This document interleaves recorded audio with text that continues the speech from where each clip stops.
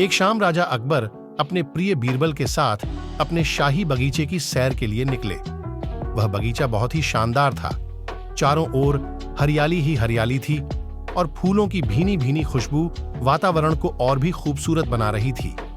ऐसे में राजा को जाने क्या सूझा कि उन्होंने बीरबल से कहा, बीरबल, हमारा मन है कि इस हरे भरे बगीचे में हम हरे घुड्डे में बैठकर घूमें।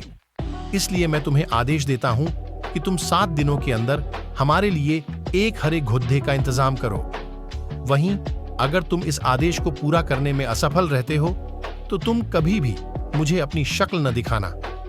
इस बात से राजा व बीरबल दोनों वाकिफ थे कि आज तक दुनिया में हरे रंग का घुड्डा नहीं हुआ है।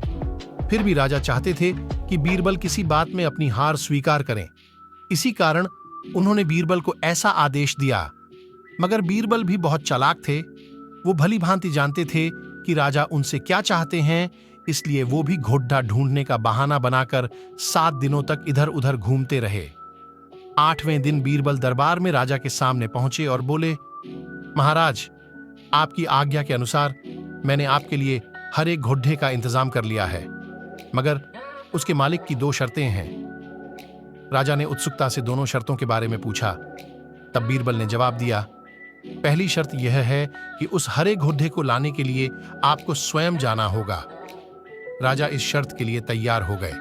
फिर उन्होंने दूसरी शर्त के बारे में पूछा। तब बीरबल ने कहा, घोड़े के मालिक की दूसरी शर्त यह है कि आपको घोड़ा लेने जाने के लिए सप्ताह के 7 दिन के अलावा कोई और दिन चुनना होगा। ये सुन राजा हैरानी से बीरबल की ओर देखने लगे। तब बीरबल ने बड़ी सहजता से जवाब दिया, महाराज, घोड़े का मालिक कहता है कि हरे रंग के खास घोड़े को लाने के लिए उसकी यह खास शर्तें तो माननी ही होंगी।